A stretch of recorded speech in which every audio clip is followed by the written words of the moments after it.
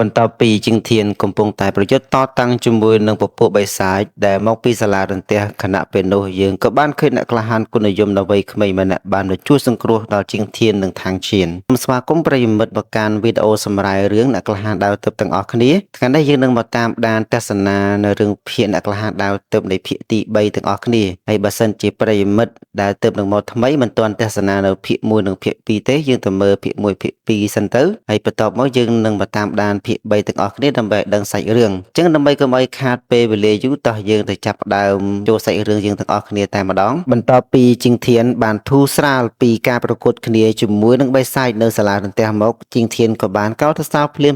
ទៅនឹងរៀមច្បងដែលមានឈ្មោះថាស៊ូឆាងឈីងហើយថែមទាំងសុំសំពះលុតជង្គង់ធ្វើជាសិស្សរបស់ឈូឆាងឈីងទៀតផងក៏ប៉ុន្តែស៊ូឆាងឈីងគេមិនព្រមទទួលការសំពះនោះឡើយក៏ព្រោះថាស៊ូឆាងឈីងគេគឺជាសិស្សម្នាក់ដែលត្រូវបានបណ្តេញចេញពីភ្នំគឺដោយសារតែរឿងរ៉ាវស្នេហារបស់គេជាមួយនឹងស៊ីសួនខណៈពេលដែលជាងធានកំពុងតែសម្រាប់ព្យាបាលឆាងឈីងគេក៏បានក្រឡេកឃើញដាវជាងធានដែលតែងតែស្ពាយនោះគឺគេក៏ចំណាំបានហើយថាវាគឺជាដាវយក្សបិសាចខណៈពេលនោះឆាងឈីងគេក៏បានសួរជាងធានថាតើជាងធានបានដាវនេះមកពីណាហើយឆាងឈីងក៏បានបញ្យល់ទាំងបារម្ភទៅកាន់ជាងធានថាដាវនេះគឺជាដាវបិសាចដែលដោយធម្មពលខ្មោចព្រាយបើគ្មានមូលដ្ឋានគ្រឹះនៃការគ្រប់គ្រងដាវនោះទេការស្ពាយដាវនេះជាប្រចាំនឹងបណ្ដាលឲ្យបាត់បង់ស្មារតីនិងអាចបង្កឲ្យមានគ្រោះថ្នាក់ដល់ជីវិតថែមទៀតផងដើម្បីជួយសង្គ្រោះជីវិតជាងធានកុំឲ្យដាវបិសាចនោះគ្រាបជញ្ជក់ព្រលឹងស៊ូឆាងឈីងបានស្ម័គ្រចិត្តបំពេញនឹងវិន័យបាក់ដោយសុខចិត្តបង្រៀនពីវិធីបណ្ដុះកម្លាំងក្នុងកម្រិតបឋមទៅឲ្យជាងធានបន្ទាប់ពីឆ្លងកាត់ការប្រយុទ្ធដ៏ស្វិតស្វាញជាមួយនឹងបិសាចសាលារន្ទះទីបំផុតតួអង្គយើងទាំង4ក៏បានជួបជុំគ្នាហើយក៏បានធ្វើដំណើរនៅលើទូករួមជាមួយគ្នា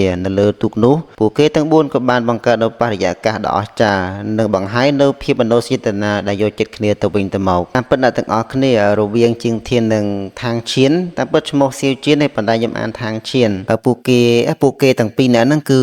មានការស្និទ្ធស្នាលនឹងគ្នាទៅវិញទៅមកបើយើងនិយាយចំទៅគឺស្រឡាញ់គ្នាបែបលក្ខណៈឆ្លោះគ្នាអញ្ចឹងណាជាមួយនឹងឆាងឈីងហើយនឹងស៊ីសួនវិញគឺក៏មានការស្រឡាញ់គ្នាទៅវិញទៅមកដូចគ្នាដែរដោយសារថាឆាងឈីងហ្នឹងគឺត្រូវបានបណ្ដេញចេញពីបកគឺដោយសារតែមានការស្រឡាញ់ជាមួយនឹងស៊ីសួននឹងឯងទើបបានគេបណ្ដេញចេញពីបន្ទាប់ពីចុះទៅលើទូកអ្នកទាំងពីរត្រូវបានចែកផ្លូវគ្នាជាពីរក៏ប៉ុន្តែជាងធានបានបង្ហាញការផ្លាស់ប្ដូរយ៉ាងខ្លាំងខាងផ្នែកនៃក្បាច់គុណមុនពេលអ្នកទាំងពីរបានចែកផ្លូវគ្នាឆាងឈីងបានបង្ហាត់បង្រៀនមូលដ្ឋានគ្រឹះវិទ្យាភ្នំដាវស៊ូដល់ជាងធានគេក៏បានស្ដាប់ក្រវីដាវហោះឡើងលើហើយក៏បានដឹងខ្លួនឯងហើយថាឥឡូវនេះគេអាចគ្រប់គ្រងដាវបានយ៉ាងងាយស្រួលនិងស្ទាត់ជំនាញនិងលែងមានអារម្មណ៍ថាវិលមុខដោយការពីមុនទៀតហើយនេះជាចំណុចស៊ីជម្រៅដែលបង្ហាញច្បាស់ណាស់ថាជាងធានគឺជាមេតហ្វៃផឹងដែលចាប់ជាតិដែលមានដងដាវទៅពីកំណើតសាច់រឿងក៏បានកាត់មកដល់ការជួបគ្នារវាងខាងអ៊ីនិងឡាវរូឡៃពួកគេទាំងពីរនាក់គឺបានជួបគ្នានៅទីអាតកំបាំងមួយ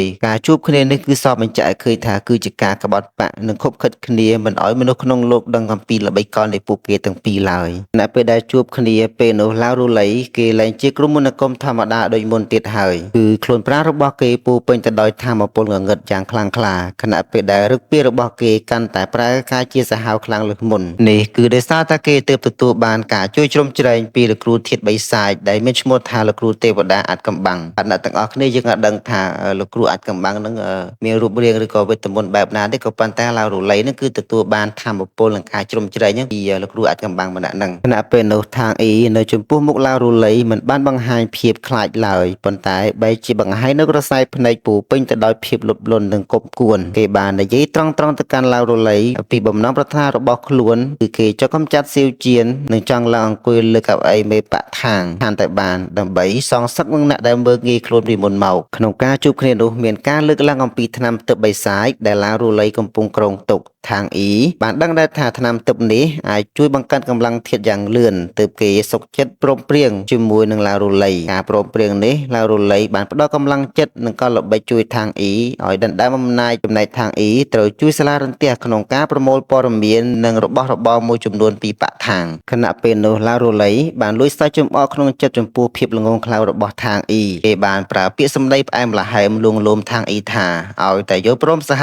ការក្រោយពេលທາងអ៊ីបានឡើង ជាមេបកហើយសាលារន្ទះនឹងជួយការពារឲ្យមាននរណាមកឡោមព័ទ្ធបកខាងបានឡើយក៏ប៉ុន្តែការពិតនៅពីក្រោយខ្នងគឺឡាវរលីមានបំណងលើបត្របាក់បកខាងទាំងមូលឲ្យទៅជាសាខាសាលារន្ទះនៅក្រុមបង្គាប់របស់គេតែប៉ុណ្ណោះដើម្បីធានាថាខាងអ៊ីដែលដើរតំណែងបានស្របច្បាប់ទៅតាមច្បាប់បកឡាវរលីបានហុចបណ្ណាគុំម្យ៉ាងទៅឲ្យខាងអ៊ីគេបានណែនាំឲ្យខាងអ៊ីប្រើប្រាស់មន្តអាគមនោះទៅចាប់ចម្រិតនឹងធ្វើទារុតកម្មទៅលើសាទេពឺទាំង5ដែលមានឈ្មោះថាហួងអ៊ីដើម្បីបង្ខំឲ្យវាស្ដាប់បង្គាប់នឹងធ្វើជាផោះតាងคล้ายៗនៅចំពោះមុខចាស់ទុំនៅក្នុងបកខាងមុនពេលដែលខាងអ៊ីត្រឡប់ទៅបកខាងវិញដោយសារតែខ្លាចផែនការមិនជោគជ័យនិងខ្លាចមានការអន្តរាគមន៍ពីមនុស្សខាងក្រៅគេបានទទូចសុំឲ្យឡាវរលីបញ្ជូនកម្លាំងការពារគេដោយសម្ងាត់ឡាវរលីបានទះទ្រូនឹងធានាអះអាងថាបងប្អូនឯងកុំបារម្ភអីឲ្យតែធ្វើតាមបង្គាប់ព្រោះសារທາງមុខជាធ្លាក់នៅក្នុងកណ្ដាប់ដៃឯងជាមិនខាននោះទេបន្ទាប់ពីខាងអ៊ីនិងឡាវរលីបានព្រមព្រៀងគ្នាខាងអ៊ីបានលួចញញឹមនឹងចេញពី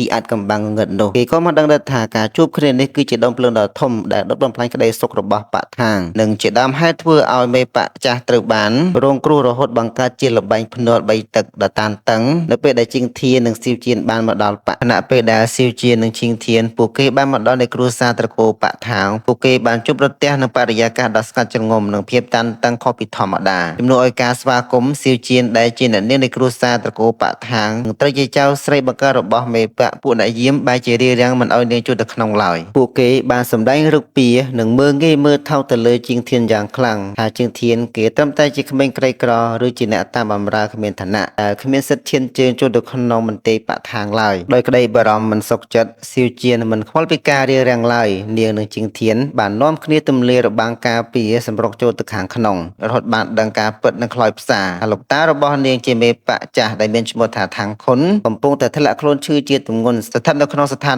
ភាពធ្ងន់ធ្ងរចិត្តផុតដង្ហើមទៅហើយដំណឹងនេះបានធ្វើឲ្យស៊ីវជៀនស្លុតចិត្តនិងស្រក់ទឹកភ្នែកភ្លាមព្រោះថាលោកតានាងគឺជាបង្អែកតែមួយគត់របស់នាងនៅក្នុងគ្រួសារនេះនៅពេលដែលជីងធាននិងសៀវជៀនបានរត់ទៅដល់មុខបន្ទប់របស់លោកតាហើយអ្វីដែលគួរឲ្យខួរចិត្តបំផុតនោះគឺពួកសាច់ញាតិនិងពួកចាស់ទុំពុករលួយក្នុងបកមិនបានបង្ហាញពីការបារម្ភឬកំពុងស្វែងរកគ្រូពេទ្យបព្យាបាលលោកតារបស់នាងឡើយពេលទៅវិញពួកគេកំពុងតែឆ្លោះគ្នាប្រកែកគ្នាលោឡាបង្កើតបកពុកងងឹតដើម្បីរៀបចំផែនការដណ្ដើមតំណែងមេបកថ្មីតាំងដែលមេបកចាស់មិនទាន់ផុតដង្ហើមដល់ឡើយផងចំពេលដែលកំពុងតែមានបញ្ហាខាងអ៊ីគេបានដើរចេញមកយ៉ាងសង្ហារួមជាមួយនឹងពួកចាស់ទុំដែលលំអៀងនៅក្នុងដៃរបស់គេមានសត្វទេពទាំង5ដែលមានឈ្មោះថាហួងអ៊ីខាងអ៊ីគេបានប្រកាសឲ្យអ្នករាល់គ្នាដឹងថាសត្វទេពទាំង5ដែលមានឈ្មោះថាហួងអ៊ីងបានជ្រើសរើសគេធ្វើជាម្ចាស់មកហើយក៏ប៉ុន្តែជាងធាននិងសៀវជៀនបានសង្កេតឃើញថាសត្វទេវតាមានសភាពទន់ខ្សោយដែលជាសញ្ញាបង្ហាញឲ្យឃើញថា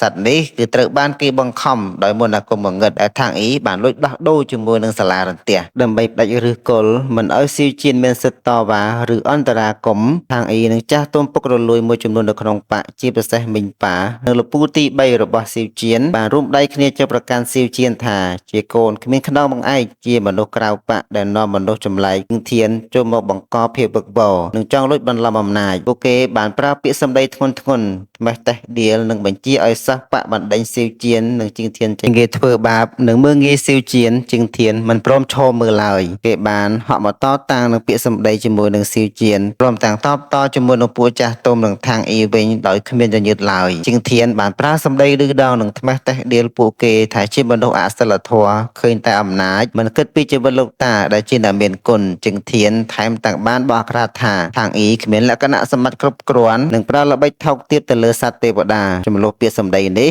បានធ្វើឲ្យស្ថានភាពក្នុងបកកាន់តែឡើងកម្ដៅខ្លាំងដោយសារតែសៀវជៀនមិនព្រមថយនិងជាងធានមិនព្រមលែងដៃស្របពេលដែលមានការមិនសុខចិត្តពីសិស្សបកមួយចំនួនតូចដែលស្មោះត្រង់លពូទី3ដែលជាចាស់ទុំមានអំណាចនៅក្នុងបកបានសម្រេចចិត្តកាត់សេចក្តីដោយប្រើច្បាប់បកគេបានប្រកាសរឿងមេបកមិនមែនជារឿងលេងសើចនោះទេបើឯងទាំងពីរចង់ដណ្ដើមតំណែងគ្នាត្រូវតែប្រកួតដោយផ្អែកលើសមត្ថភាពរៀងៗខ្លួនលពូទី3របស់សៀវជៀនគឺគេបានកំណត់នៃការប្រកួតចំនួន3ទឹកទី1គឺការដោះកន្លឹះយន្តដើម្បីយកកំពីក្បាច់គុណទឹកទី2គឺការបន្សាបថ្នាំពឹសនិងទឹកទី3គឺការសម្លាប់សត្វពស់ដែលមានពឹសកាយសាហាវតែនេះជាចំណុចចាប់ផ្ដើមនៃការតស៊ូដ៏គ្រោះថ្នាក់របស់ជាងធាននិងសៀវជៀនទឹកទី1ឬក៏ជាលក្ខខណ្ឌទី1គឺជាការសាកល្បងខួរក្បាលនិងបញ្ញាដោយតម្រូវឲ្យអ្នកប្រកួតដោះស្រាយនិងបើកប្រអប់ដែលមានកន្លឹះយន្តប្រចាំបកដែលត្រូវបានរចនាឡើងយ៉ាងស្មុគស្មាញខណៈពេលនោះខាងអ៊ីបានសាកល្បងបើកវាមុនយ៉ាងក្រអិតក្រទមក៏ប៉ុន្តែដោយសារតែគ្មានចំណេះដឹងពិតប្រាកដ មិនបានទទួលការបង្ហាត់បង្រៀនត្រឹមត្រូវគេបាន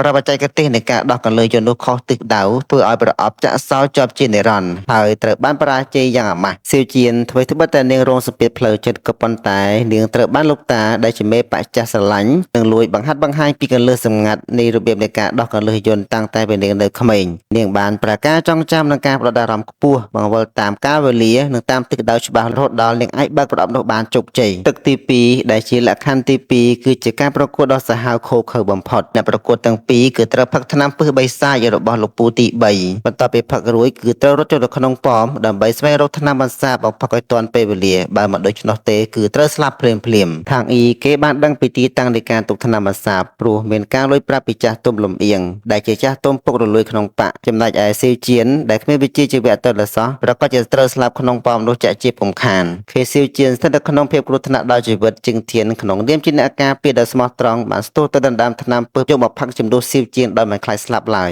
ឃើញជាងធានត្រូវរងពឹសរហូតដល់ស្លាប់បាត់ស្មារតីជាតិស្លាប់ទៅហើយចំពោះមុខស៊ីវជៀនស្រោតចិត្តយ៉ាងខ្លាំងនាងមិនខ្វល់ខ្វាយពីអំណាចបកទៀតឡើយហើយបានស្រែកប្រកាសចុះចាញ់ក្នុងទឹកនោះភ្លាមដើម្បីសុំអង្វរយកថ្នាំបន្សាបមកសង្គ្រោះជីវិតជាងធានឲ្យទាន់ពេលវេលាទឹកទី3ដែលជាលក្ខខណ្ឌចុងក្រោយនៃការប្រកួតលពូទី3របស់ស៊ីវជៀនបានបង្គាប់ឲ្យທາງអ៊ីនិងស៊ីវជៀនឲ្យពួកគេទាំងពីរអ្នកចុះទៅក្នុងទឹកដីពឹសដើម្បីប្រយុទ្ធស្លាប់រស់ជាមួយនឹងសត្វពឹសពស់ដ៏សាហាវហើយសត្វពឹសពស់នោះគឺជាពស់មួយដែលមានស្បែកក្រាស់ខ្លាំងបំផុតនៅពេលចុះទៅដល់ទីតាំងប្រយុទ្ធທາງអ៊ីបានប្រើល្បិចកលដោយលួចពួននៅខាងក្រោយដោយបណ្ដោយឲ្យស៊ីវជៀននិងជីងធានដែលទើបតែចេញពីពលថ្នាំជាអ្នករងការវាយប្រហារយ៉ាងធ្ងន់ធ្ងរពីសត្វពស់ដើម្បីរងចាំបុកចំណុចស្លាប់យកចំណេញតែម្នាក់ឯងក៏ប៉ុន្តែល្បិចនេះត្រូវបានបរាជ័យពីព្រោះថាសត្វពស់ពឹសនោះបានងាកមកវាយប្រហារគេវិញម្ដងហើយបានធ្វើឲ្យគេរបួសធ្ងន់ទៀតផងនៅក្នុងស្ថានភាពដ៏ធ្ងន់ធ្ងរជីងធានបាននឹកឃើញមូលដ្ឋានគ្រឹះដែលគេធ្លាប់បានរៀនជាមួយនឹងឆាំងឈីងគេបាន